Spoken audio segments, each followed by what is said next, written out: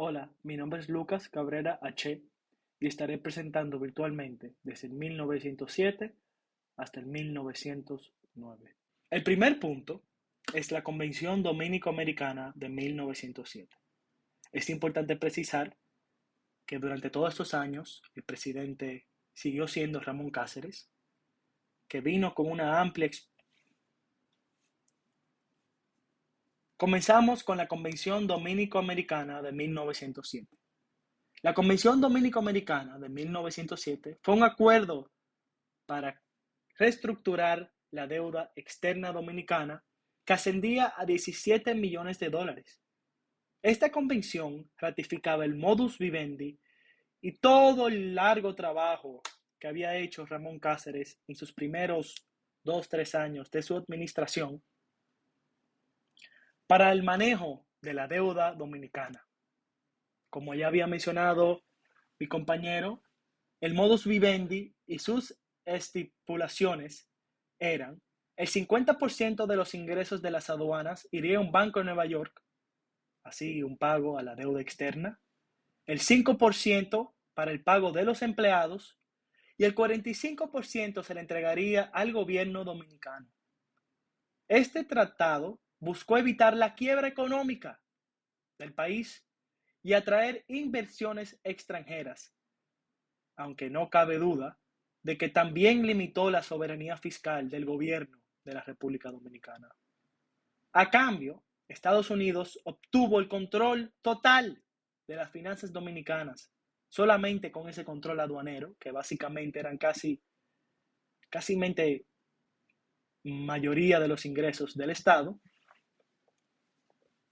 pero con esa convención y el modus vivendi y esas acciones se evitó la intervención de acreedores europeos y Estados Unidos consolidó su influencia económica y política en el país.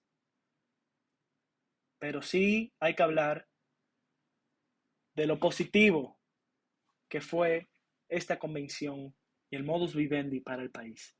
La convención que fijaba, como había dicho antes, las medidas del modus vivendi, tuvo estos avances. Primeramente, se organizaron las recaudaciones aduaneras, se redujeron el contrabando y todas estas medidas aumentaron drásticamente las recaudaciones del país. Cada año los ingresos aduaneros se triplicaban. Asimismo, se triplicaba el Estado. El segundo punto que voy a hablar es de la Constitución del 1908. La Constitución fortaleció el poder ejecutivo. La Constitución consolidó el poder presidencial, otorgando más autoridad al presidente para gobernar y tomar decisiones de forma directa, sin tener que depender tanto de las otras ramas de gobierno. Esto permitió a Cáceres centralizar el poder y mantener un control firme sobre el país. Asimismo, la Constitución extendió el mandato presidencial a 6 años, a diferencia de mandatos anteriores. También la Constitución eliminó el cargo de la vicepresidencia, alegando que ese cargo solo ayudaba a la desestabilización del país y de la paz política.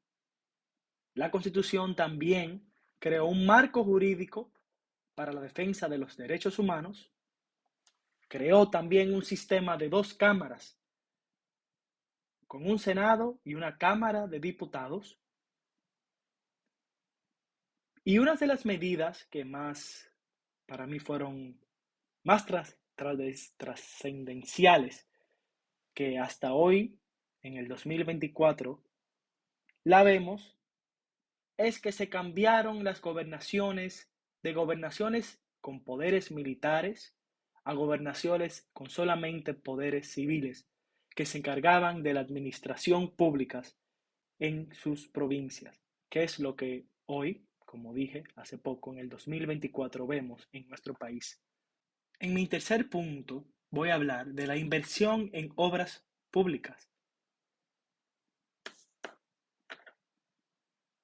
con los excedentes que sobraban de los ingresos de las aduanas. Sí, sobraba dinero, porque como se reorganizó las aduanas, por ende se reorganizaron los ingresos, se formalizaron y el país recibía dinero como nunca antes. Con esos excedentes se invertían en obras públicas, como un nuevo ramal de Moca a Santiago de ferrocarril que unía a Santiago y a Puerto Plata, nuevas líneas telegráficas, muelles y faros. El presidente Cáceres reorganizó el correo y de igual manera dedicó fondos a la creación de escuelas, principalmente en las zonas marginadas. En solo 6 años, de 200 escuelas que habían, se más de duplicaron a 546 escuelas. También el presidente Cáceres hizo una escuela agrícola en Moca. El presidente Cáceres creía mucho en el sector agricultor y lo apoyó mucho con destinándole dineros, haciendo esa escuela agrícola en Moca. Creía mucho en la producción nacional y por ende en la inversión pública.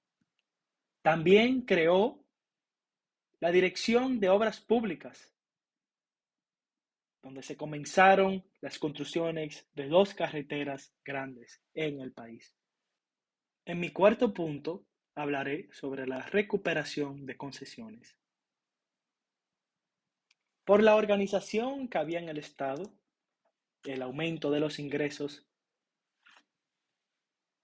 y los excedentes que sobraban, valga la redundancia, de los ingresos de las aduanas, el presidente Cáceres pudo recuperar concesiones que estaban en manos de compañías privadas desde los tiempos de Lilis. La primera y una de las más importantes era el monopolio de transporte que había desde Santo Domingo hacia Nueva York con la empresa americana de vapor Clyde.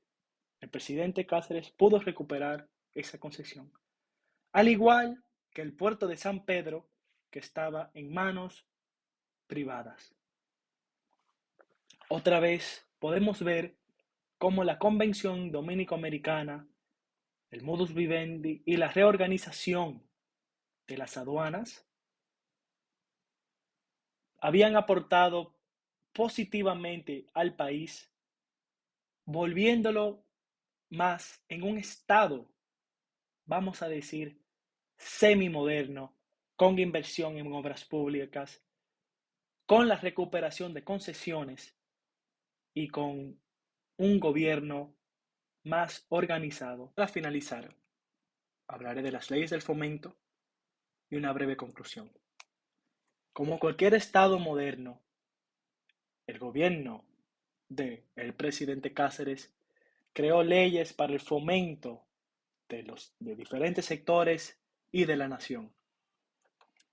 El primero siendo la ley del fomento de la área de la frontera, que por mucho tiempo había estado olvidada por los gobiernos y los mandatarios. La modernización del Poder Judicial. Ahí pueden ver cómo en la Constitución también se creó un marco jurídico para la protección de los derechos humanos. Y también la Ley del Fomento Agrícola, que igualmente hace unos minutos mencioné que era la primera vez que un gobierno le prestaba atención seria a este sector. Un sector que el presidente Cáceres le daba mucha importancia. En el 1909 se crea la Dirección General de Agrícola.